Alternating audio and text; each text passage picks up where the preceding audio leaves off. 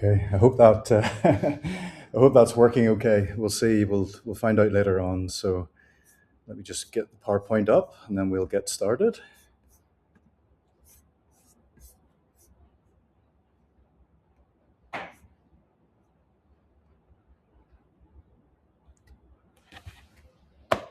Good. I think we're ready.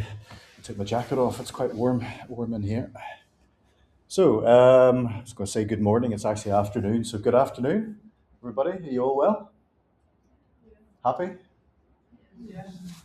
Can't ask much more than that, can you? If you're healthy and happy, then that's it.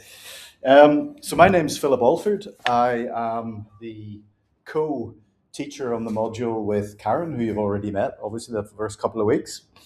And really pleased to be sharing the module with Karen. We've worked together for a number of years here at Southampton. My own specific specialism is, yeah, it is services marketing. It's also like design thinking and services marketing. It's the use of technologies, particularly now AI and marketing, which I think is really interesting topic, and small businesses. So I'm not really so much involved in the kind of consumer behavior stuff, which a lot of colleagues in the department are really into. My kind of interest and passion is more around startups and small businesses, kind of entrepreneurial marketing. And I think that's really interesting. So more kind of business to business rather than business to consumer. But that doesn't affect what we're teaching today, because as I say, for me, this idea of as the title says, defining and evaluating the servicescape is a really interesting part of marketing. So obviously, this is a lecture. We don't have any seminars in this module. I do think, however, that it is good if we can to get a little bit of interaction, a little bit of discussion going, a little bit of Q&A. I know not everybody likes that. Some people are really shy and they just don't want to say anything in class. I totally get it. So there's no pressure. You can just listen and make notes and whatever. Very happy for you to have your laptops, iPads, phones, whatever at your fingertips. As I say, it's completely up to you how much you tune in or tune out from the lecture. I hope most of it you tune in. But yeah, I know what it's like. If I go to a conference and I'm sat there for 2 hours, do I spend every minute of those 2 hours listening intently to what the guy's saying? Probably not. So, I have to be realistic. It's the same for you guys. But as I say, I hope that you do listen in, kind of actively get involved in learning. I think, especially with AI, and AI can do pretty much everything we want now, including writing our assignments and all the rest. So we all know that. So, but you're here for a reason. I think you're here to, get your degree, get your postgrad. But I would sort of like challenge you a little bit to go beyond that. And I'll just for like 2 minutes, I'll just put on a hat that I used to wear, like a job I used to have here alongside my normal job, which was kind of all about employability, which is also undergrads and postgrads.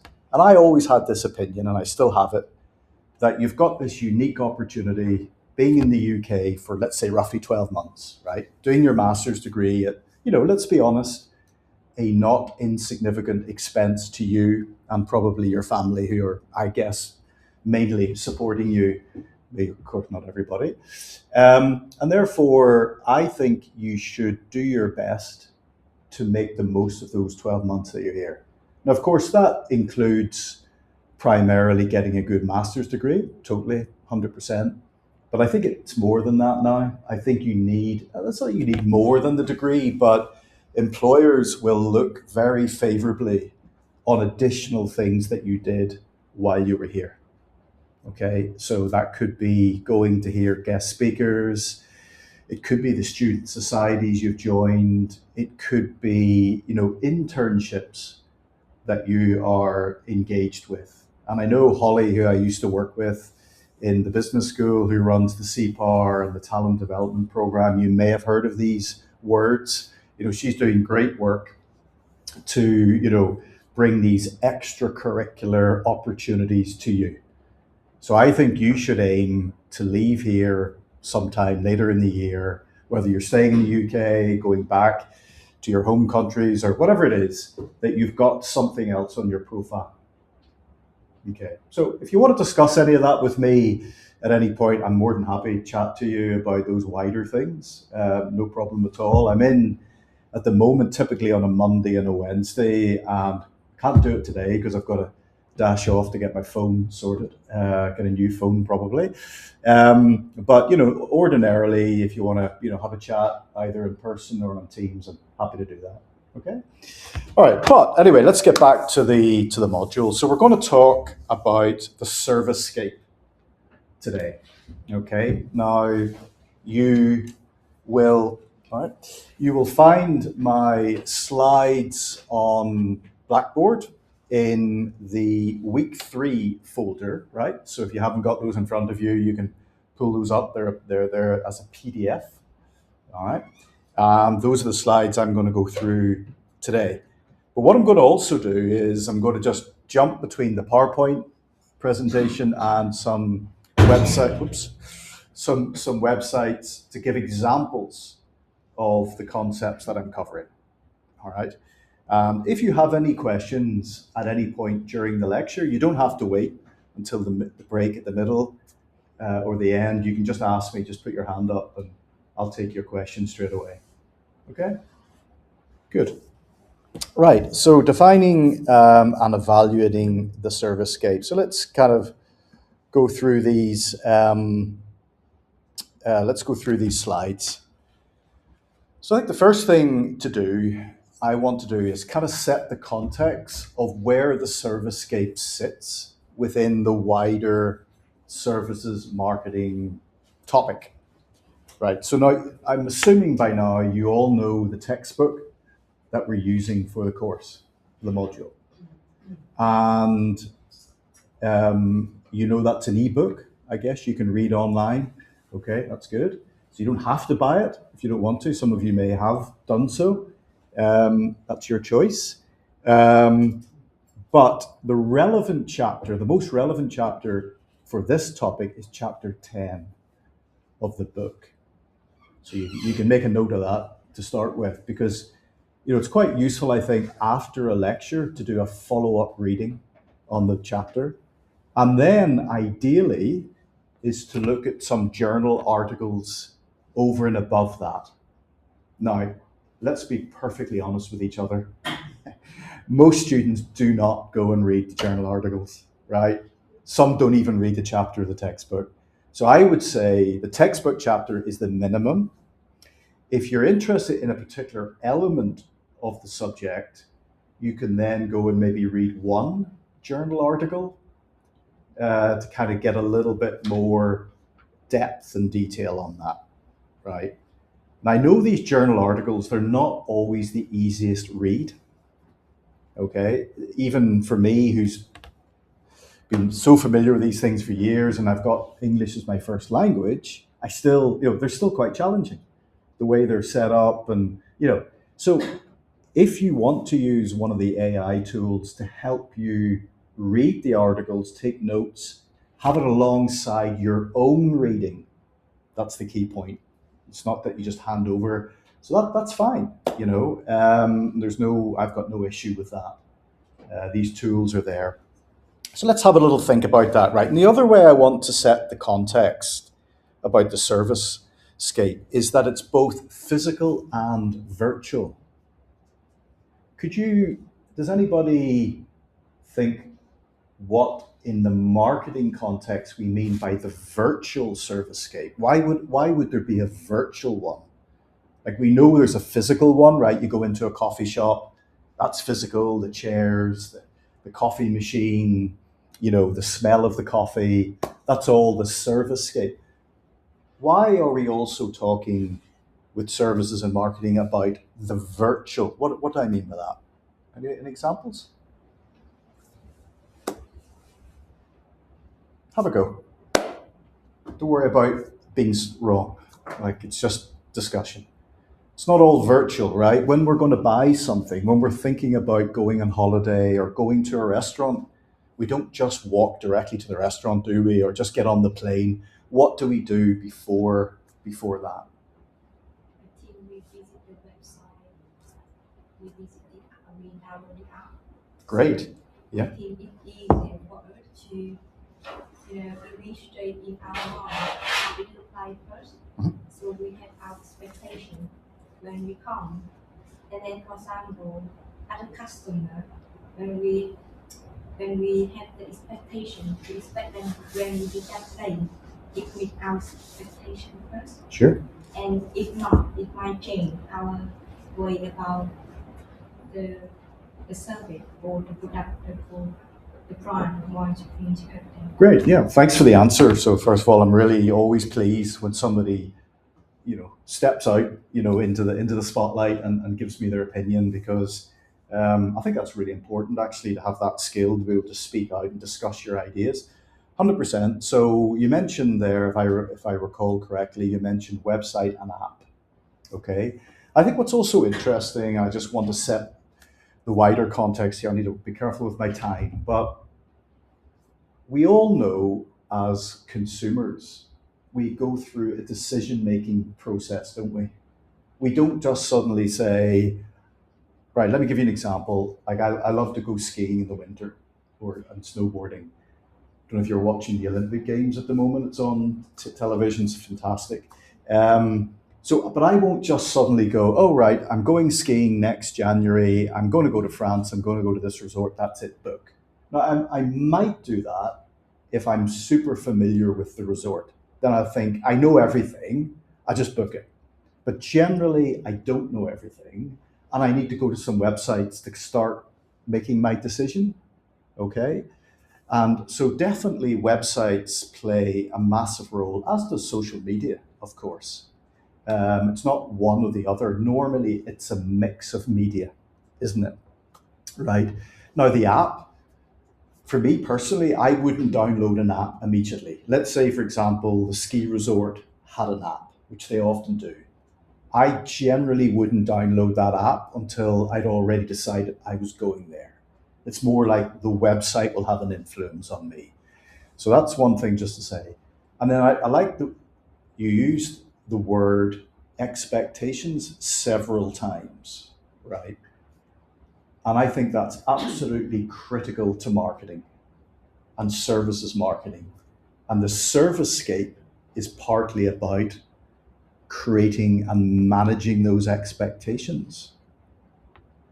If I was to say to you, the one thing we need to avoid is to overpromise and underdeliver, what do you think I mean? Why is that really dangerous, to overpromise and underdeliver? What do you think that means, and why is it a bad thing to do? I think for over the promise, so it means that every time the customer comes, you need to make sure that you need to bring that the promise over the expectation. And there's a point that you couldn't do it more. Yeah. Then the customer couldn't, may lose their interest. Yeah, that's right. So the danger of overpromising is that we, for example, let's say we are claiming that our hotel is 5 stars. And we say, you come here, you're going to have a 5-star experience. But what happens if you don't?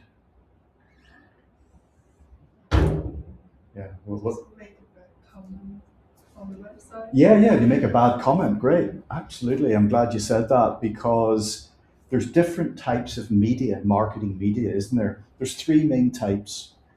There is owned media. There's earned media. Earned is EARNED, to earn something, right? Earned media. And there is paid media. Briefly, owned media is my website. Paid media is where I might sponsor my posts on social media, or I might pay for Google Ads. And finally, earned media is what you're talking about. It's what we call user-generated content, and that includes reviews. So if you leave a bad review on TripAdvisor or Booking.com or any of these websites, or Google, then I'm the next guy who comes along thinking of going to that hotel. one of the first things I'm going to do is check out other people's reviews because I'm suspicious of what the hotel tells me. And if you are leaving a really bad review, it's going to make me think twice about choosing the hotel. So, very important, right?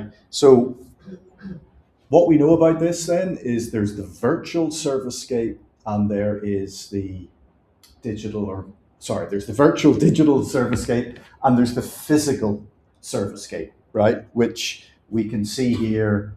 This is a kind of boutique retail store, right? Probably high end, maybe selling kind of fashion items, probably at quite a high price, right? So if you go into like a Armani store or a Boss store, any of these big, Xenia store, any of these big brands, then you always see the layout of the store is always really matching the brand.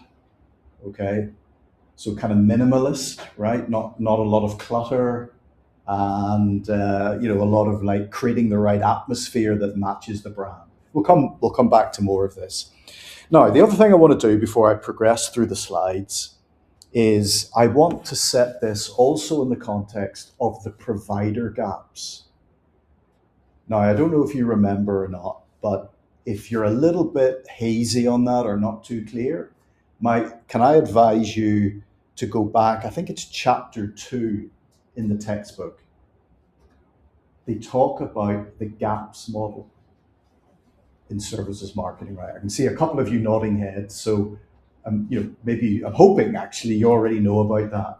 But there's 5 provider gaps, okay?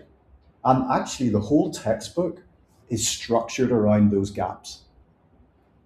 So it's important when we talk about the servicescape, we know which gap mainly that we're referring to. So the servicescape primarily relates to gap 2. Okay, so let me tell you a little bit more about that. So, and what is gap 2?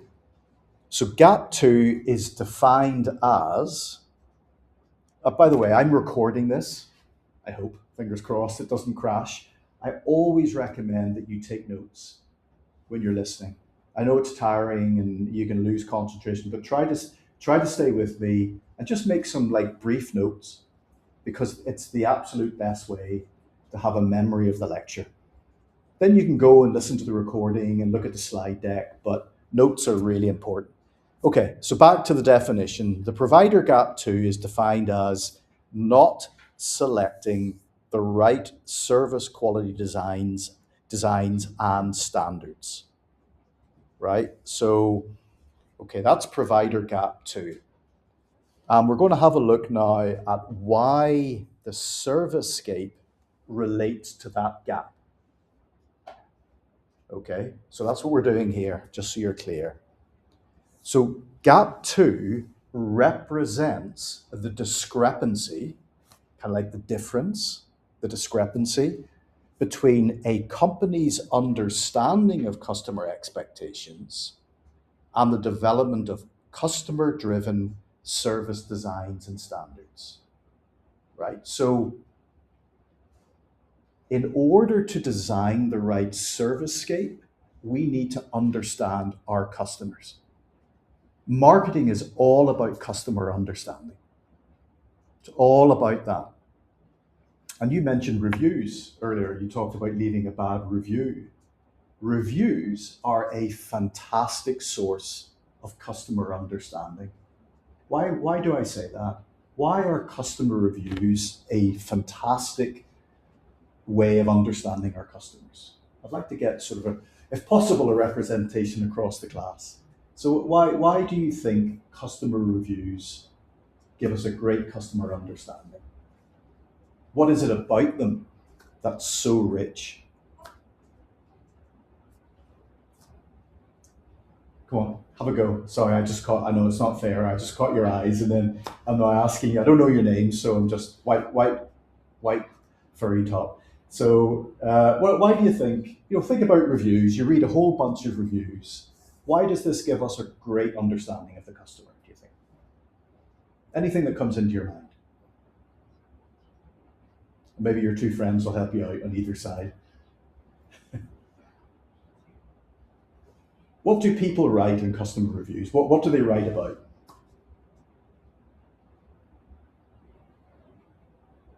Truly experience with products or services. The experience, right? Great. So you're helping her out. Sorry, I probably shouldn't put you on the spot. It's not very fair, but customer experience. Can you tell me a little bit more? What sort of things might they write about when you talk about their experience? It's like the utilitarian practicality. Yeah, so,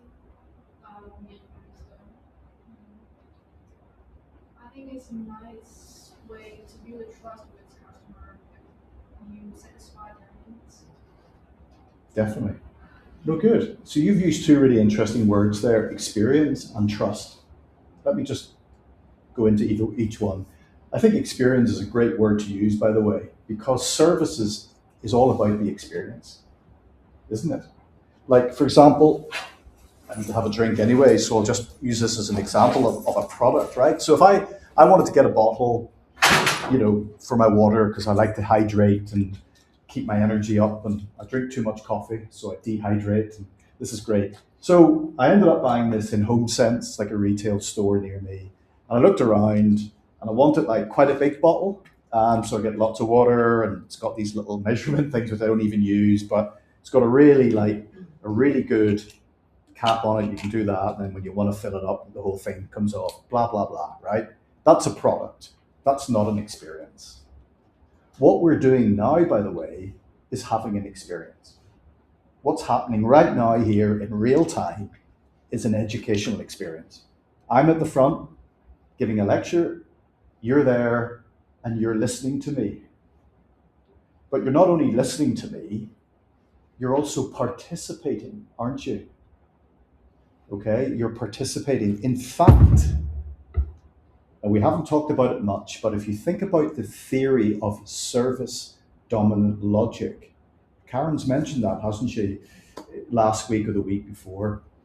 Service dominant logic says that often we co create the experience. So when I ask you questions and you give me an answer, that makes the whole experience much richer, right? You learn more because you can actually provide an example to illustrate the theory. And actually, for me here at the front lecturing, it makes my job much more enjoyable if you participate. So there's lots of things we could say there, but we're co-creating the experience. The other thing is trust. We have to trust, the brand that we're buying from. We have to earn our customers' trust. I think that was your point, right? In some ways, I have to earn your trust here as the service marketing guy talking to you and all the rest of it and getting to know you over the coming weeks. Okay, so I have to earn your trust. But it's about expectations as well. And it's about over promising under promising and over delivering, not the other way around. Okay, we need to under promise and over deliver. And that way we will earn the trust of the customer. And they will write lovely reviews on all these websites. Okay, so that's one of the reasons why the physical servicescape is part of, managing and, understanding and meeting customers' expectations. So when customers come into a store like this, we've got other pictures we're going to look at. What do they feel? Do they feel relaxed? Do they feel this is very kind of professional? Do they feel it's upmarket? Because actually, if they're going to buy one of these garments, one of these clothing items on the left, they're probably coming with quite a high price tag, right? Why am I paying a premium price? No, I'm paying a premium price because the brand, people are going to go, oh, you're wearing Xenia, that's really cool, right? But it's also the quality of the materials, right? The authenticity of the brand, right? But it's also the the servicescape of the store. I realize you may buy things online, but oftentimes if we're buying a high-end fashion garment item, we might like to go to the store and have that in-store experience. Okay, so we can say more about that, but so in other words, the servicescape, I'll just read this because this is important, is a critical element of service design, right? And we need to manage both the physical and the virtual servicescape. We talked about websites, now we're talking about the actual store. So I want to have this idea of tangible cues, right? Cues, C-U-E-S. What's a cue? A cue is like a signal, a sign, right? We need tangible signs because oftentimes services is intangible, isn't it? And if something's intangible, I would argue that it carries a risk because it's particularly if it's very expensive. But if we can't see something or we can't test it beforehand, then it carries more risk. Now, there's different levels of tangibility. I can understand here the clothes are tangible. It depends what we're talking about. But if I'm going to buy my ski holiday for next year, which will cost a lot of money, by the way, it's intangible. I don't get to experience that purchase until I go there. So actually what I'm doing is I'm spending a lot of money in advance, not entirely knowing if I'm going to be satisfied. That's risky. So if I go into Southampton West Quay and I buy a new Apple in the Apple store, a new laptop, I know that if something goes wrong with it, I can bring it back there and they'll fix it for me. So the risk is really low. But if I spend the same amount of money on a ski holiday, or even more money than an Apple laptop, what guarantees do I have? What if it doesn't snow and there's not enough snow to ski? What if there's too many people in the resort and I have to queue for 10 minutes to get on the chairlift to go up the mountain? What happens if the restaurants are terrible? What happens if my accommodation isn't good? It goes on and on and on, right? And there's many elements to that experience. So you get the idea of why we need to try and manage expectations. Okay, so we need those tangible cues. We need physical evidence to evaluate the service before we purchase and to be satisfied during and after. So in other words, think about this: before, during, and after. That's our kind of journey, isn't it? And we need, as a company in our marketing, to understand what our customers look for before, during, and after.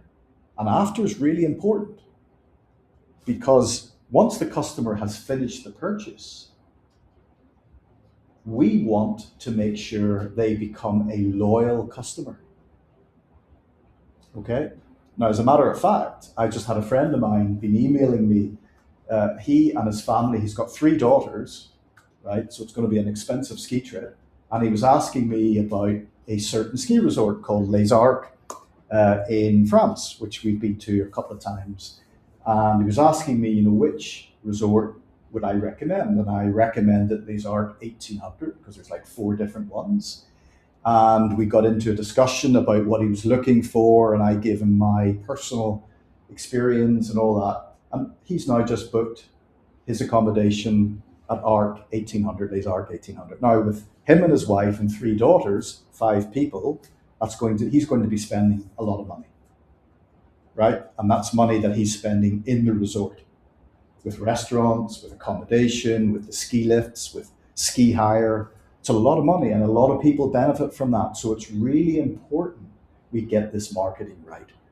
Okay, and that was because of my personal recommendation was based partly on the servicescape. at Les Arcs.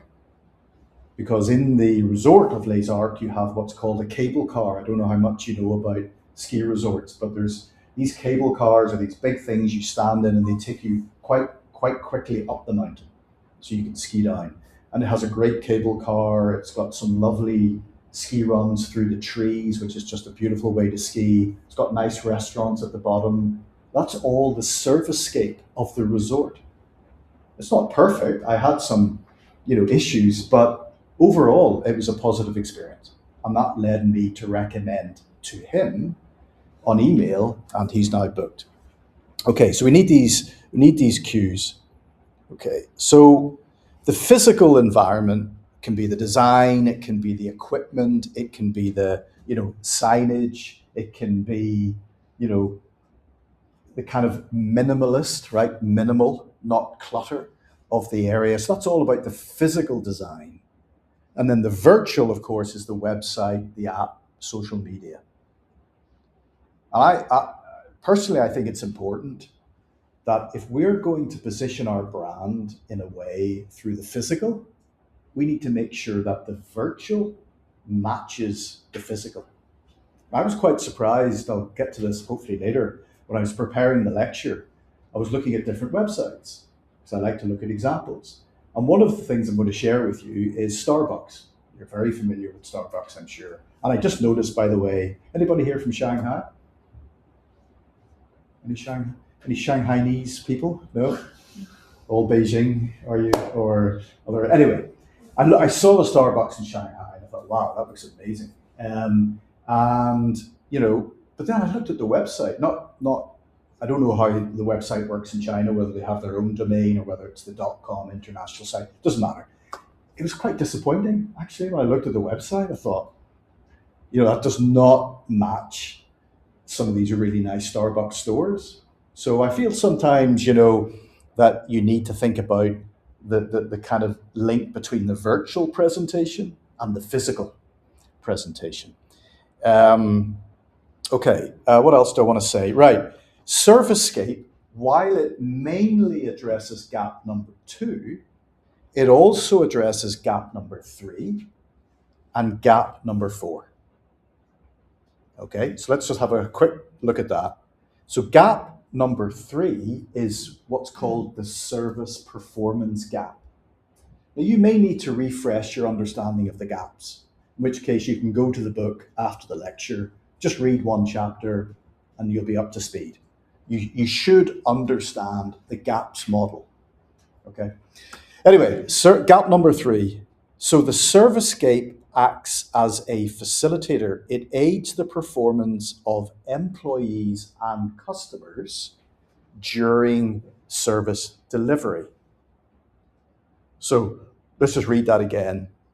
The Surfacescape helps the performance of both employees and customers. I'll come back to employees in a minute, but let's talk about customers. So if you come into this store or think about, the last time I was in China, I went to, because you have these amazing shopping malls in China.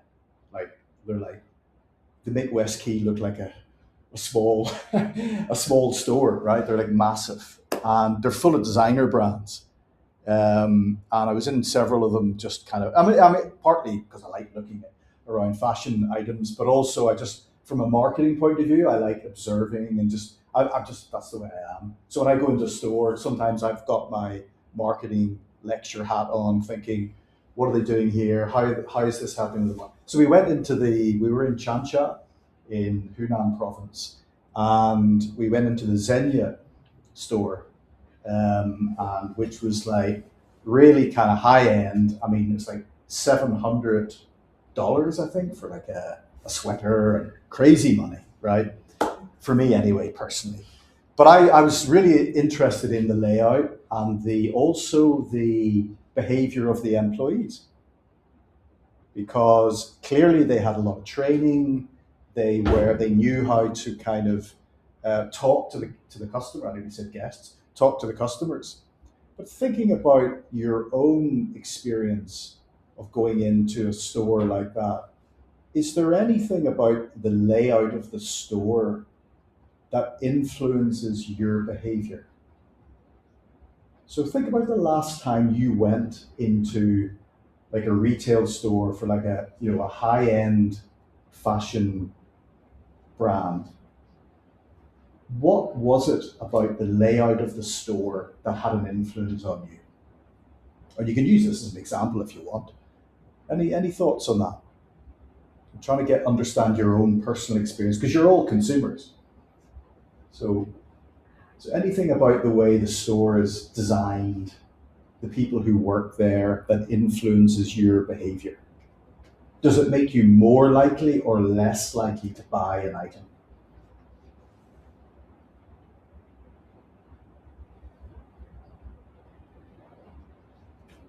Can you think? Anybody want to share like what was the last shop they went into, like a fashion shop?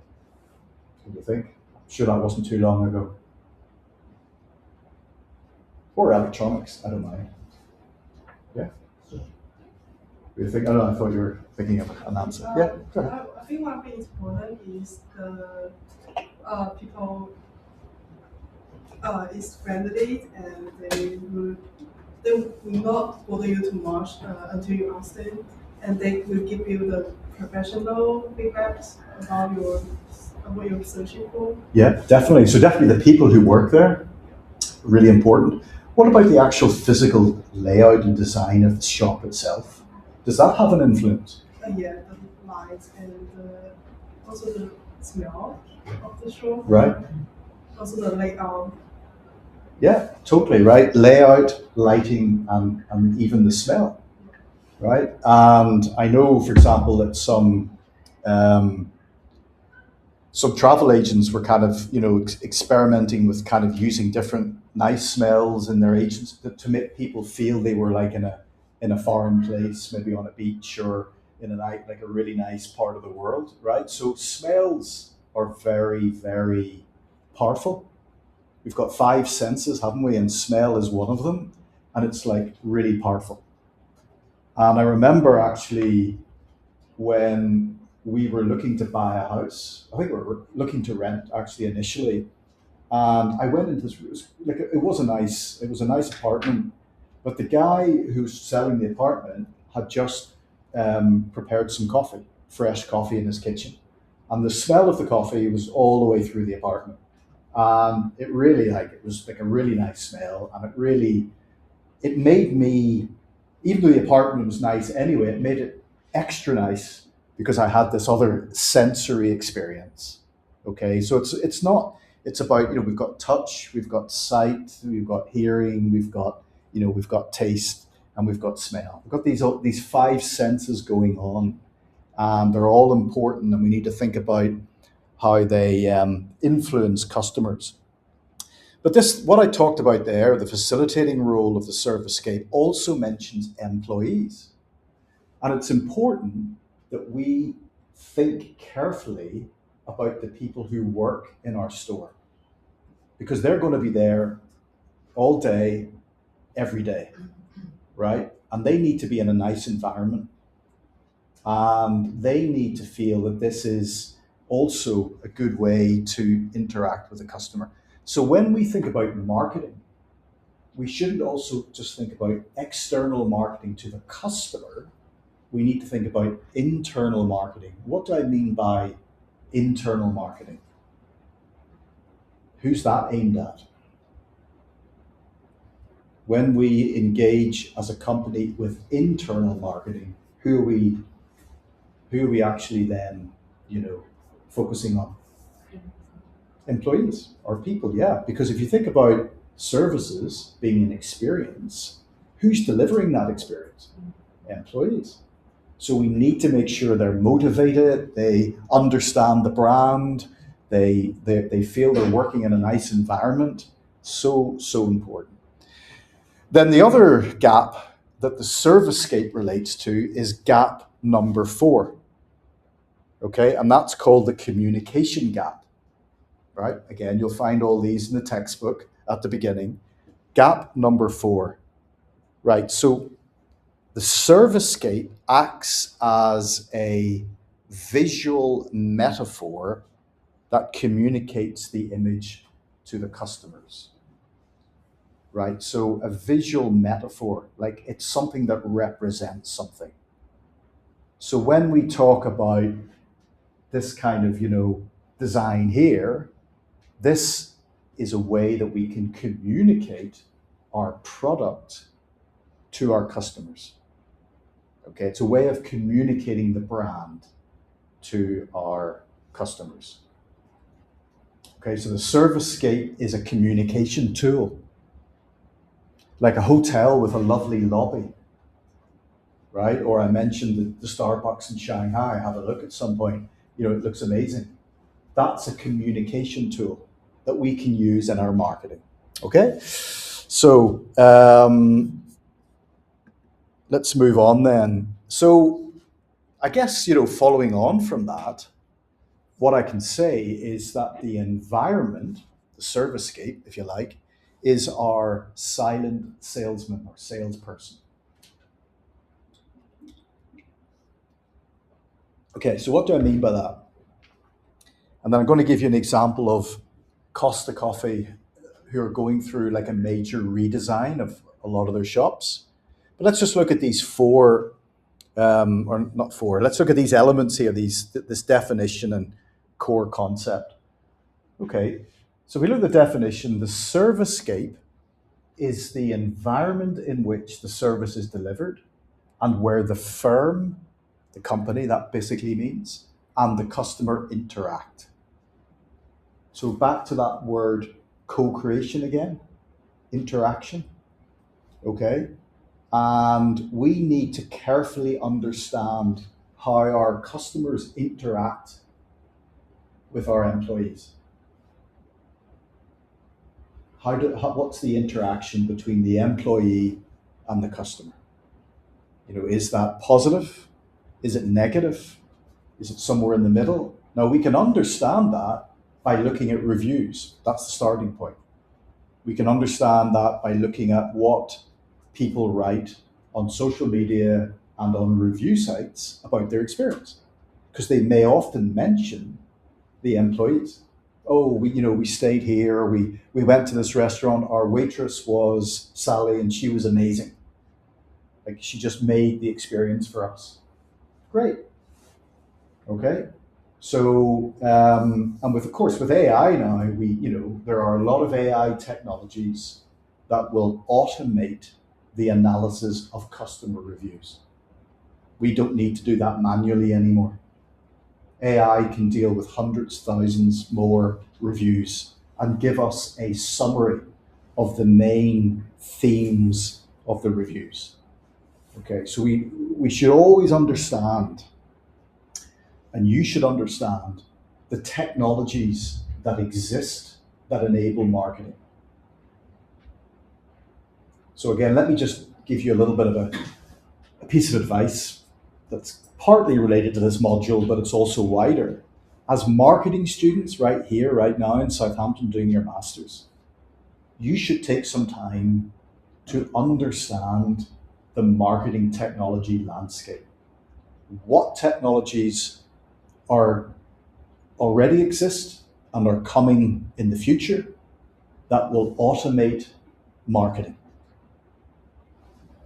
Okay, and that would be time well spent. It's probably time extra beyond your modules, something you have to do in your own time, but it would be well worthwhile. Okay, anyway, I'll say more about that at the moment. Okay, what else does it say? It closes provider gap number 2. We've already talked about that, the provider gap number 2. So the core concept, clue management. Customers unconsciously process clues to judge quality. Clues to judge quality. Now, let me go back to my ski example again. I won't bother going to the website because it takes a bit too much time at the moment. But let's just think about this. If you're going to go on a ski holiday, you might want to take ski lessons. Maybe you don't know how to ski, or you're just a beginner, you want to get better. So you want to have an instructor, and he or she is going to teach you how to ski better. Now you want to know, first of all, the company, are they reputable? Can I trust them? And number two, is my individual instructor, a nice person? Are they going to be friendly? Are they going to help me to ski without judging me and all that? And so often when you go to a ski resort website, you will see like a profile of the instructors, a nice picture of him or her skiing down the mountain, or maybe smiling, or tells you their age, tells you maybe that they're from France or Switzerland or they're Austrian or wherever they're from, and tells you a little bit about their teaching style and everything else. So that's a clue. That's a virtual servicescape clue as to who I should book for my ski trip. Okay, so this is what we mean by clues, right? They're kind of like signs that will indicate what I'm going to get for my money. And the more intangible the service, the more important the clues. Okay. So we need to manage these clues to form good impressions. Okay. So if we come across here then to Costa Coffee, and you can see here that we've got the layout of the store, we've got lighting, which somebody else mentioned just a moment ago about the shop, and we've got the aroma. And what do we mean? What's the aroma? The smell, right? The smell of the coffee and so on, right? So we've got these kind of different elements of the servicescape.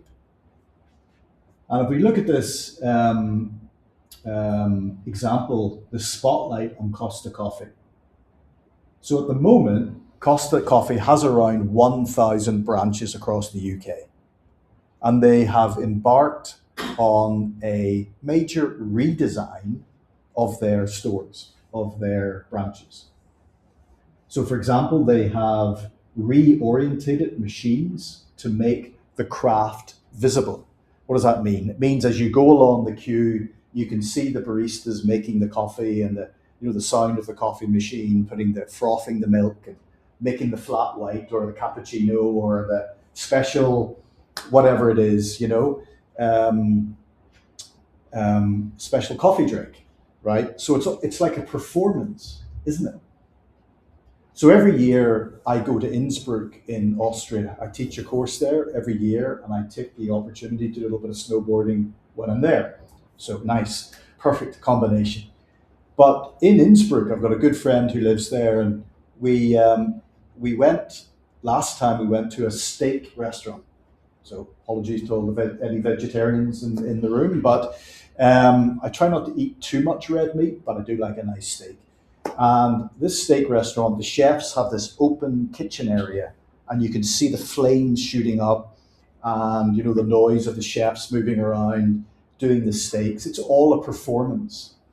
And the waiter who came to our table, again, he would show the steak and he would cut the steak at the table. I'm sure you've all had these experiences. It's a performance, right? They're almost like actors in a play.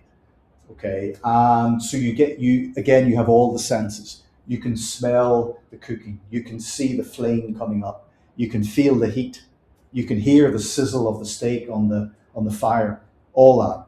So it's a performance. That's the servicescape right there. Okay, and it's very, very.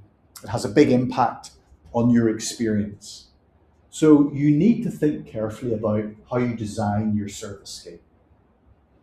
And if you guys, whatever your next job is, you might want to start thinking about, where does the servicescape fit for my company? Physical and virtual. And hopefully as a result of doing this course and this module, you'll be able to give some practical suggestions to your boss about the design of the servicescape. Because I'll tell you something, there's always room for improvement. As good as a company thinks they are, they can always do better. And one of your jobs, I guess, graduating with your master's, is to be that person to tell them how they can do it better. So this is something you can take away. It's not just a theoretical discussion we're having here. This is something you can take away as a skill set to use in your employment. And even if you have an interview for a marketing job, and the guy interviewing you says, okay, well, what do you think about our brand? What do you think about the way we sell it? And you think, well, it's good, but I think these three things could be better. And it's a bit risky, right? But they'll probably really, really appreciate that. Yeah, it's a bit of like challenging and having your own opinion. It's really important. Right, 5 minutes, we're going to take a break. So stay with me and then we'll have a 10-minute comfort break. So I just wanted to kind of talk through just briefly what Costa are doing. Right, the first thing they're doing is modernizing their stores. Right, they're using more contemporary, more modern interiors designed to be lighter and more vibrant. Vibrant means kind of like, full of energy. You go in there, it's kind of, because when you go to a coffee shop, part of the experience is about all the other people that are there as well. You hear the chatter, people talking, people on their laptops working. It creates kind of an energy.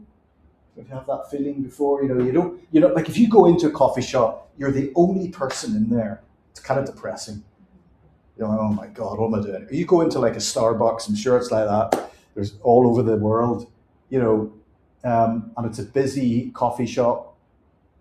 You feel like, well, if all these people are here, that's a good sign, that it's a good coffee shop, and it creates a vibrant energy. And that's why, I don't know if, I think Karen did talk to you about what's called the servuction model.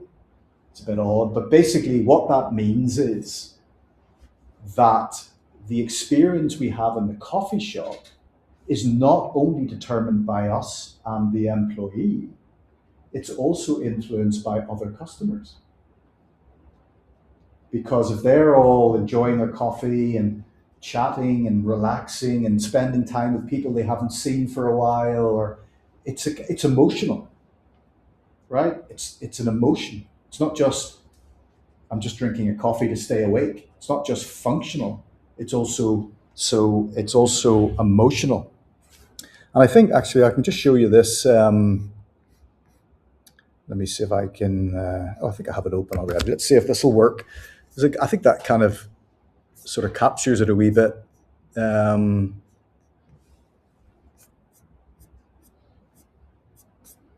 here somewhere, I'm pretty certain I opened up the thing. Yeah.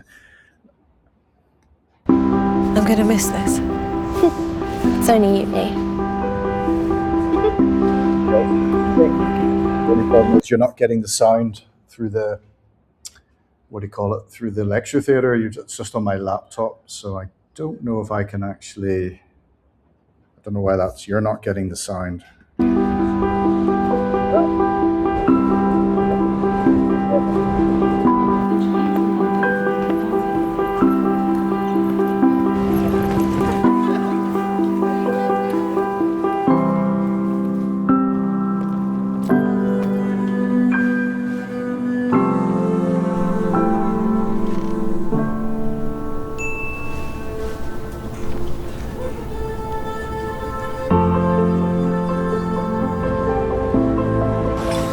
Hi, could I get a flat white, please? And can I pay with this? Sure. Hey, Mum. Hello, love. Thank you for the coffee. I just earned a free one, so I thought you could use it. Made any friends yet?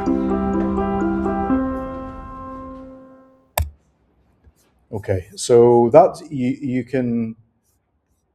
What do you think is happening there with that?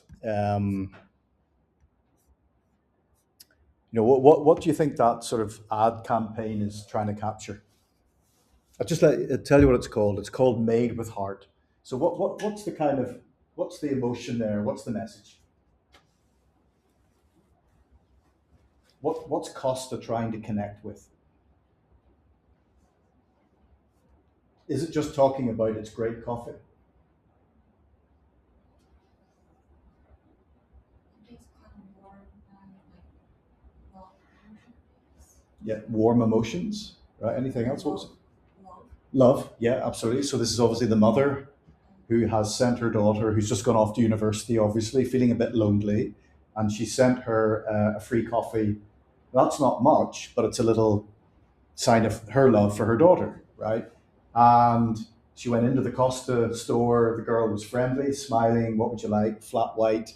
And then have you made any friends? Another student comes in. Maybe they connect and become good friends. So the whole idea is that we're not just selling coffee. We're selling an experience, right? We're selling an emotion. Okay. And when you think about your value proposition as a brand, you need to think about emotions.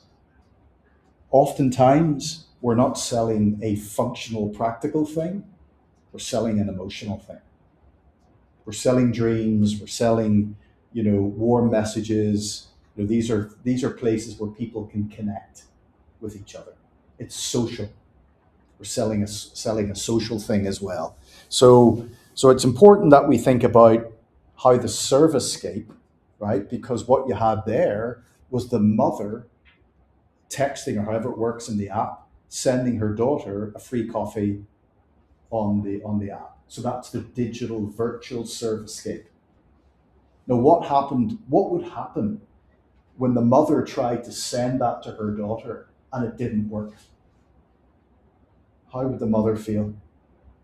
She's trying to send her daughter at that precise moment, at a really important moment when she knows her daughter is just arriving and going to her, halls of residence. Well, how would the mother feel if the app collapsed and didn't work? Disappointed's one word. Can you think of another word? I think disappointed's probably too not strong enough. What might be a stronger feeling? She's definitely disappointed, but I think she's more than that. Upset? Yeah, go ahead.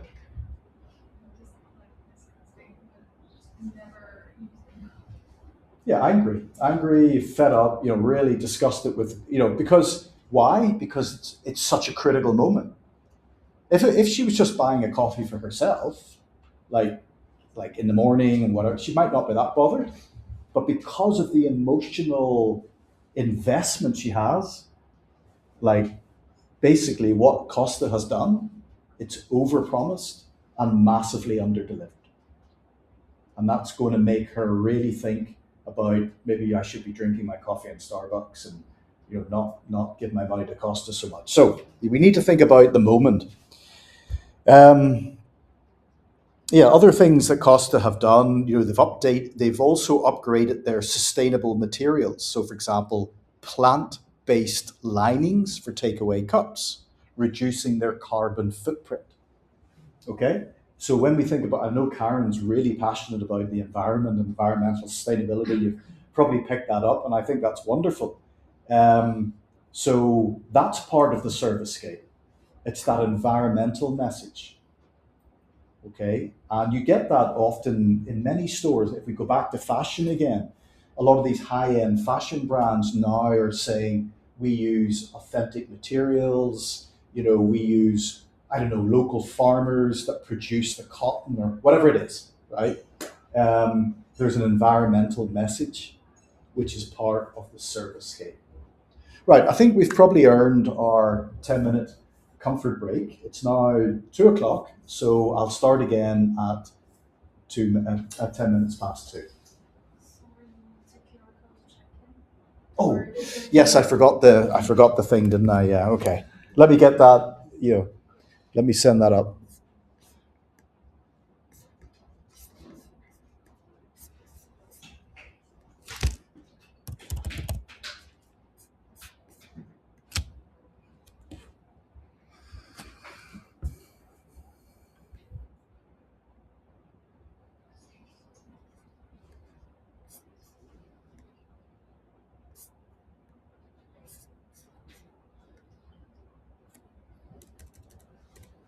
Forgotten the code. Was it 33519? Is it? Anybody got that handy? 6519. Thank you.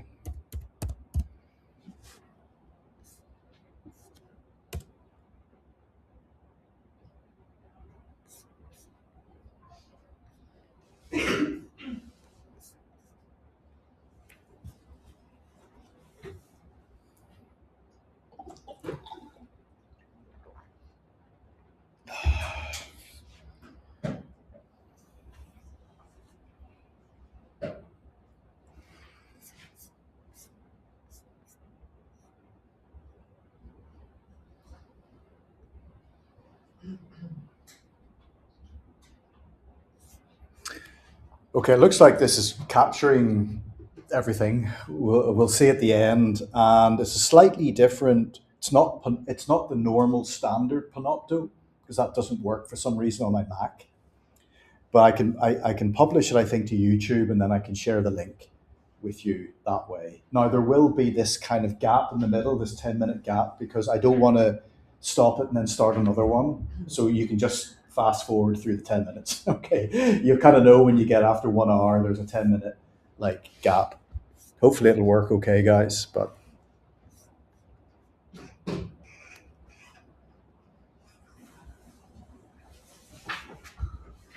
yeah, feel free to walk around, just stretch, kind of wake up a wee bit, because it's good to move around, I think.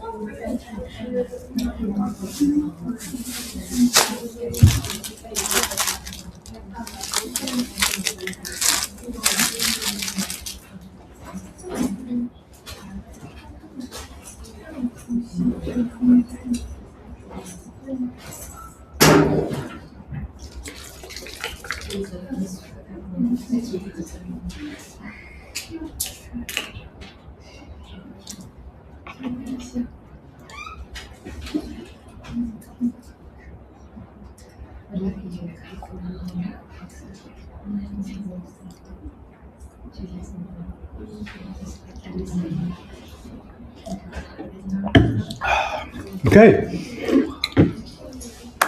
right. Let's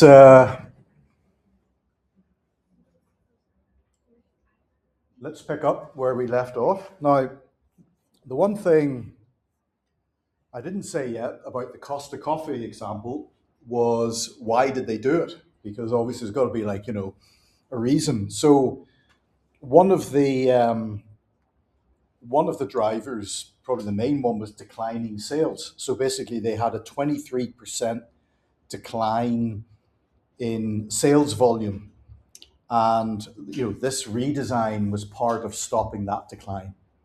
Okay, so they're doing it, and that's the thing, isn't it, about the services and servicescapes? Customers' expectations are always really high. I always think about this whenever I go to stay in a hotel, because if you go to some people's homes, their apartments, their houses, sometimes they have the latest equipment, like powerful showers or underfloor heating or really comfortable mattresses on the bed, super comfortable pillows to sleep on. People are used to having a high standard. And then if you go and stay in a hotel or like an Airbnb, for example, and it doesn't match your own home, it's nowhere near as good, you're thinking, why am I coming to stay here when I've got better standards at home? So, and the same is for hotels. So it's always, and restaurants, you cannot keep the same designs. Chairs, carpets, they all get worn, they all start to look a little bit dated, a little bit tired. And that's why you need to, invest money in redesign, which of course is expensive, but nevertheless is important. One thing I found interesting about the cost example was that they used AI-powered workforce planning. And they give an example here of UKG technology. Essentially, in a nutshell, what that means is they used AI to help better manage their employees and the shifts and the timing of their employees. And I'm assuming that was based on, for example, how busy the stores were. Okay? Because one of the challenges affecting a coffee store is, you don't have the same traffic of people through the day. So it might be more expensive, it might be more busier at, let's say, in the morning before people go to work. It might be busier at lunchtime, obviously. So there might be, what I'm saying is there's peaks and troughs, peaks and troughs. So AI was used to help better plan their workforce. And I found that quite interesting. And I've got a figure here, and they increased staff efficiency by 65%. Now, what I mean, I assume what they mean by efficiency is I'm sure they have ways of measuring staff efficiency in Costa, how many coffees they're making, how many people were in the store versus how many people are working in the store, things like that. So they were able to use that. Now, what did that mean? It meant that they could reduce the number of part-time seasonal employees, and they could better utilize their full-time employees. Okay, now that's important, isn't it? I would argue that's important not only for financial reasons. Keeping your full-time employees and not using as many extra, seasonal workers is also better for services marketing. Can you tell me why? Why is it better, if possible, to keep using your full-time employees from a services marketing point of view? What's the advantage of a full-time employee over a, let's say, new seasonal worker, like part-time? I think, for example, if you have full-time customer, they have the consistent experience with that person over time. Yeah. But with the seasonal employee, Yeah. for example, they happy, Yeah. happy with that person. Yeah. But when they come back, that Yeah. person is not there. Yeah, that's a really good point. So it's not the first one I had in my mind, but it's probably even better example actually is that relationship between the customer and the barista, the person working. I don't know if you, because basically on campus we've got the Pret, haven't we, and we've got Costa Coffee beside each other. I don't know where your loyalty lies, or you're not, maybe you're not bothered, but I don't know his name, but the chap, I think he's the manager in Costa Coffee here on campus. I find he's excellent. He's always in a good mood. He's always joking with his staff. His service is great. I do quite like going in. Not that he has to serve me, but the fact that he's there kind of keeps a connection between me and that Costa Coffee. Even he doesn't know me, and I don't know him, but he may recognize me, I guess, as a customer. But what other reason do you think there is for using your full-time employees more than constantly having to recruit new seasonal workers? What's the other argument, would you say, apart from that relationship with the customer? I think they can maintain their service quality. Perfect. Yeah, we can maintain the service quality. Perfect. Because those employees are part of our service scape, aren't they? And so we may spend time training our full-time employees. And the more they work, the better they get. And if you have to keep training new people all the time, it's a problem. So I think that's a really good point. So I think the AI workforce management, I find that quite interesting. And I think it's a good example of where AI and the servicescape come together. And I think it would be interesting actually to look at the relationship between AI and the servicescape. And that's maybe something we could reflect on later, but that's one example anyway I've given you. Okay, so move on to the next slide then. So we need to think about servicescape complexity. And I think this covers it actually pretty nicely. Okay, so what we've got is the usage in terms of the customer using it, and we've got the complexity of the service. And I don't know if that needs a lot of explanation, to be honest. I think it's pretty self-explanatory what's happening here.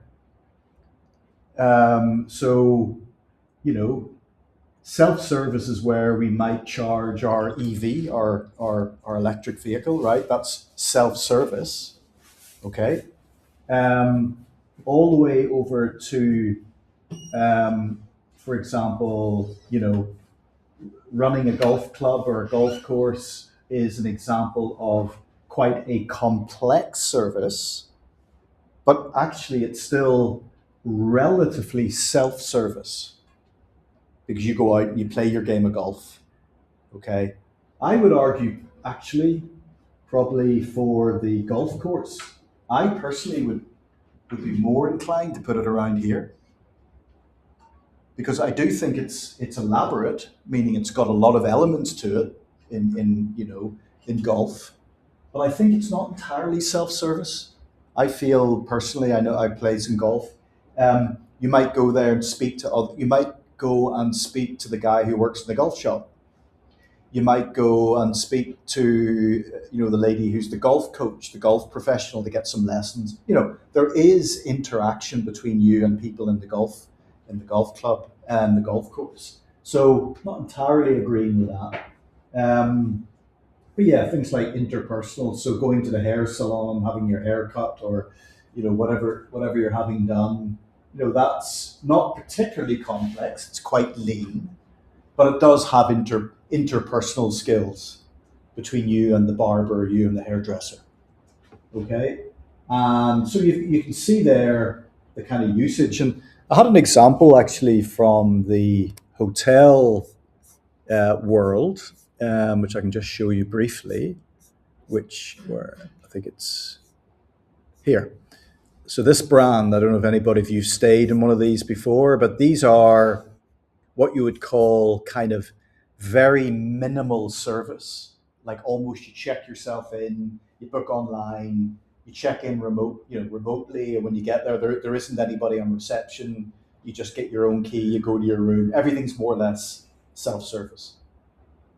Now, of course, in this situation, they have to make sure that the technology is working perfectly. Because if the technology breaks down, who do you talk to? Now, I don't mind this kind of experience. It depends on a number of factors. It'll depend on their target market, their disposable income, the reason for traveling. Most of these hotels are situated in busy city centers around the world. And if you see the kind of imagery of the brand, you can see, it's the young professional or maybe, friends or students staying there. It's definitely targeting a younger kind of millennial, kind of Gen Z target market. And that might be quite perfect for, self-service and technology. But maybe your parents or your grandparents wouldn't feel so comfortable staying here. They might get a bit flustered if they couldn't work the tech or, and so on and so forth. So, and I think, incidentally, while I'm here, this website is a nice example of a virtual servicescape. I think this captures the brand quite nicely. Now, I haven't navigated around the website, so I don't know how good the navigation is, but certainly the kind of messaging, the image that they're trying to portray here is fitting with the target market. I think the imagery here, the bicycles in a kind of urban scene, kind of captures what they're trying to do. And I'm sure, the navigation is is good, but you can browse locations where they are. So if you want to look at the one in London, where is it? It's loading, and again you can see here if we go to the London one. Yeah, so here we go. I mean, this is a great example of looking at the servicescape. So, like for example, in this middle picture, what are you seeing? What does this say to you? This image here. What's your kind of impressions when you see that image? What's it trying to show, would you say? This one. Nice warm food is always ready. Yeah, there's a nice buffet is all ready for you, right? I think it's probably breakfast because it's probably self-service, right? So I want to make sure that even though it's self-service, it's like really nice. Fresh produce, warm pastries, nice fresh fruit, whatever. Coffee machine there, you can make your own coffee and everything else. So these are the clues we talked about earlier that give you an indication, the servicescape clues. And all of these are really important in how we communicate our proposition to our customers. And again, nice, fresh layout, with the kind of green here, kind of, which kind of softens it a little bit, comfortable chairs, nice lighting, etc., right? So we can start to see about how the virtual servicescape is also part of the experience, because this is before I make the booking. So do you remember before, during, and after? And this is the before servicescape. So it's got to really influence me in a positive way.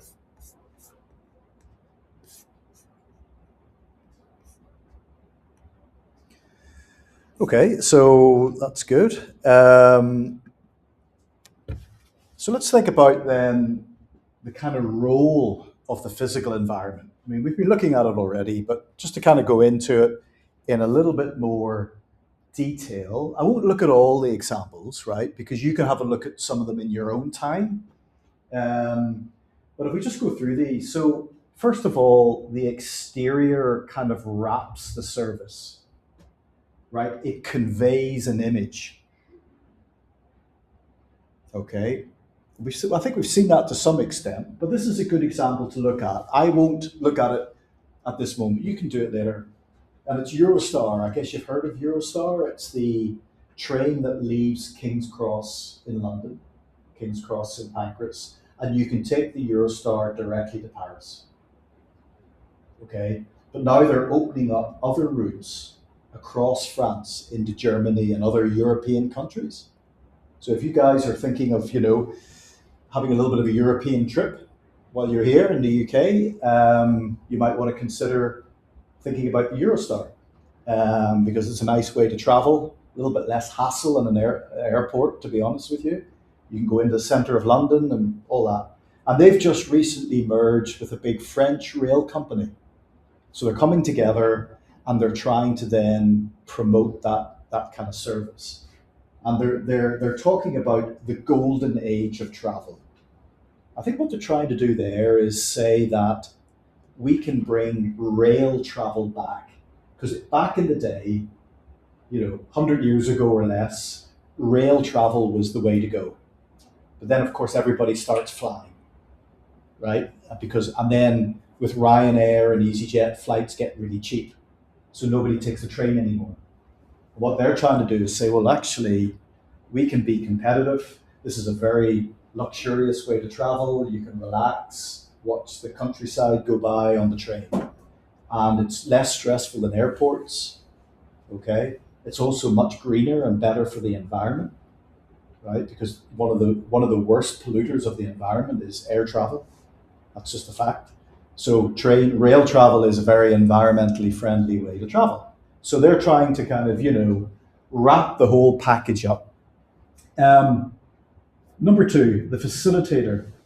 Design enhances or inhibits the flow of activities. This is an interesting example. Again, have a look in your own time.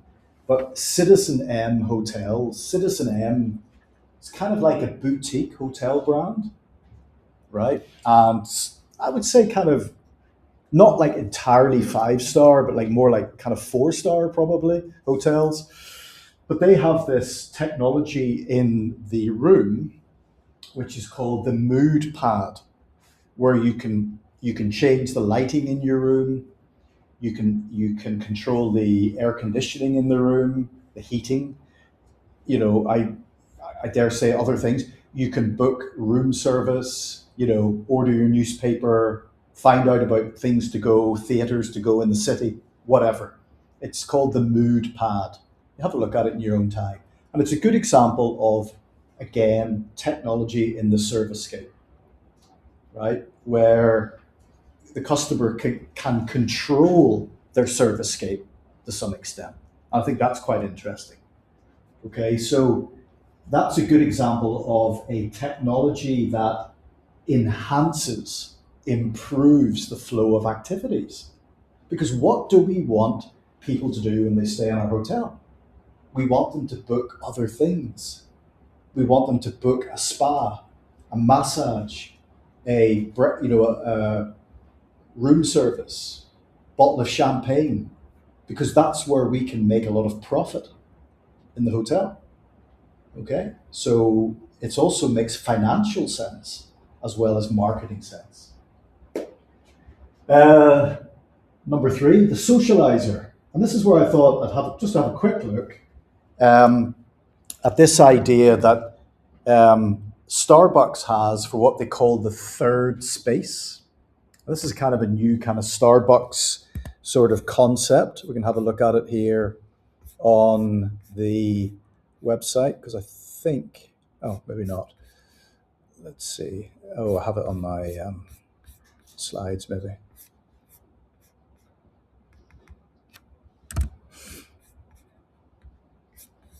Just have a quick look at this, guys, if we can get that to open.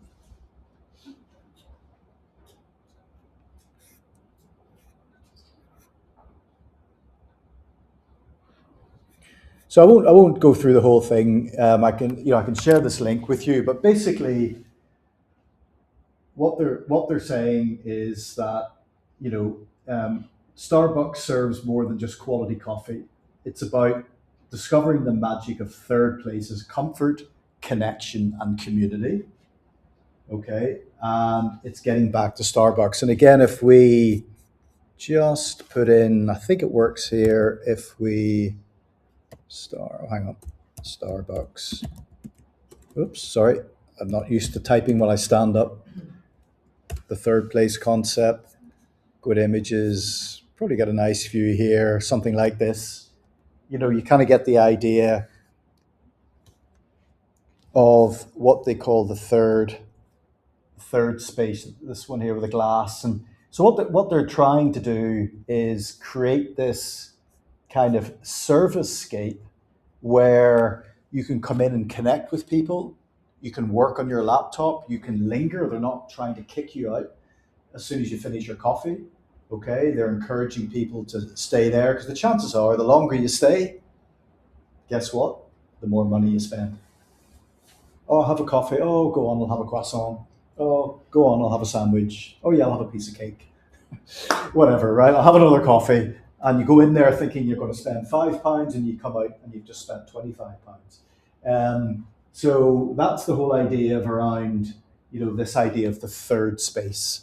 So again, if you put that into Google, you'll get more information. But I think these images capture nicely the kind of way that Starbucks is creating this very nice, well-designed servicescape. And of course, that puts pressure on companies like Costa Coffee because they're a direct competitor of Starbucks.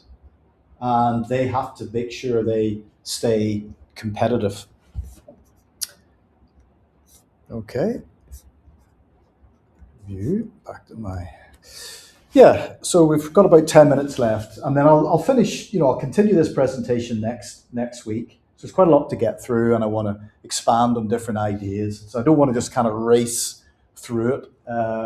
I want to make sure you kind of get it, and you've got plenty of examples to work with. Yeah, and then the fourth one is the servicescape. In this case, the physical. We're talking about the physical servicescape here, right? Not the digital virtual one. Is signaling the intended market segment and positioning. Now, again, I'm not going to go and have a search on this one. You can have a search in your own time. But this is obviously a bank in Malta, in Europe, that's using upholstered furniture to signal approachability. Sometimes when people go into a bank, it feels a little bit intimidating, a little bit impersonal, a bit cold, not very friendly. Well, obviously, what they're trying to do is reposition the bank using a kind of redesigned physical servicescape with this kind of more relaxing furniture where you can perhaps sit down while you're waiting to be seen, maybe have your meeting with the whoever you're seeing in the bank. And I think the word positioning there is important. In marketing, when we talk about brand positioning, what sort of thing are we talking about? What does that marketing concept mean to you? Brand positioning. What do you think that means? Just interested in your thoughts, because we've looked at different brands today, haven't we? We've looked at Yotel, we've looked at Starbucks, we've looked at Costa Coffee, we've talked about other brands. When you hear about somebody says, "Oh, this is the positioning of the brand," or "How is your brand positioned?" What do you think that means?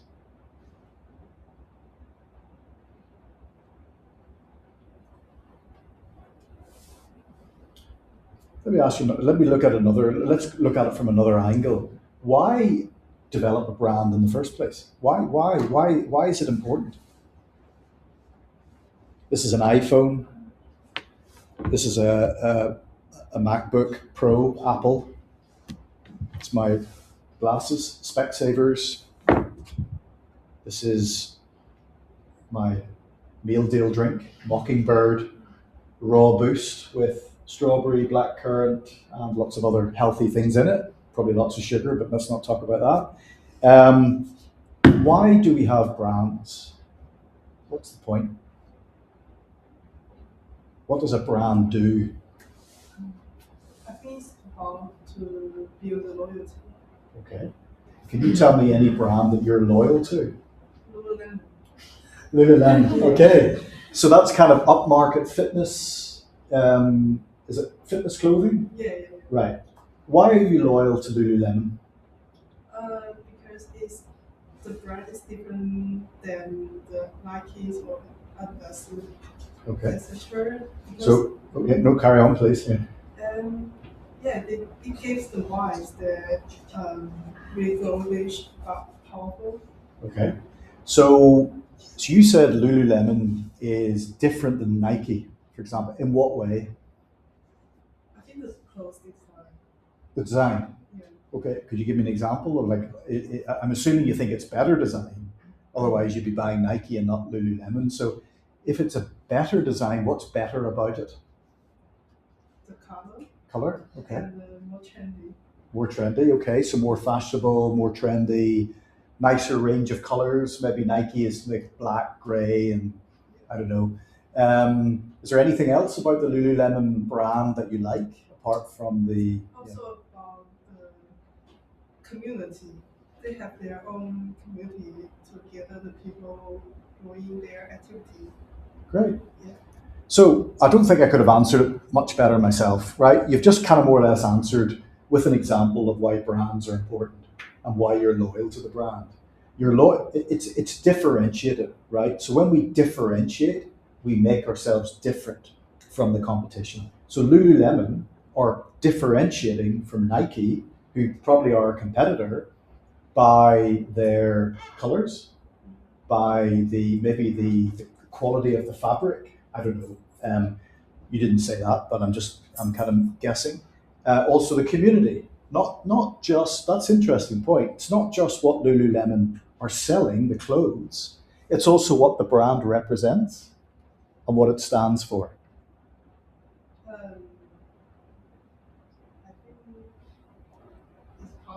their service. Part of their service. Yeah, exactly. This is all part of their service. And when you buy Lululemon, do you tend to buy it online or do you go into a store? Going to the store. Into a store, right? Is there one in Southampton or West Key, or do you have to go further afield? In London. In London, right? Okay. Well, that's not surprising because London is where you find a lot of, design shops and stuff like that. So, and I'm assuming you go into the store because you like the experience in the store, right? And I'm sure the next time you go into the Lululemon store in London, you can think about what is it you like about it, right? You don't have to answer me now, okay? So, but it's maybe the layout, it's the staff, it's the other customers, it's all the nice clothes hanging up around the rails, new offers, it's the whole service-scape, right? And I'm sure their website is pretty good too. So we need to have a brand with a clear identity so we can position our brand separately from the competitors. And I would argue that your service-scape, both virtual and physical, is an important part of that positioning. So I want you to think a little bit about brand positioning after the lecture and connect it with services marketing and service-scape, because everything in marketing, right? Pretty much every element of marketing is interconnected. There's not really any one bit of marketing that's totally separate. There's always some connection. So, for example, if you were doing a module on,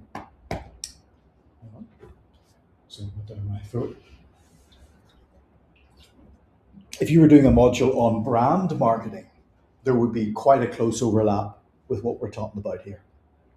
Okay, and that's the nature of marketing. It's very overlapping. So yeah, so I think just to finish off, and it's a good note to finish on actually, because I just see the time, that the service-scape can be a differentiator, both the virtual and the physical service-scape. And I would say then in conclusion that that's also connected with this idea of brand positioning being different than the competition. Okay, we'll pick this presentation up again next, because I believe I'm with you next Wednesday as well, because Karen and I are already sharing the module, but pretty certain it's me in week 4. So we'll stick with the same slide deck and we'll continue through, and I'll finish that off, and then we'll set up the other topics and take any questions you have and so on and so forth. So, but yeah, great. Well, thanks for those who participated in my questions and answers. Thank you for your contributions, and I look forward to hearing from the others next week who are being a bit quieter today. So yeah, enjoy the rest of the day, and I will see you next Wednesday.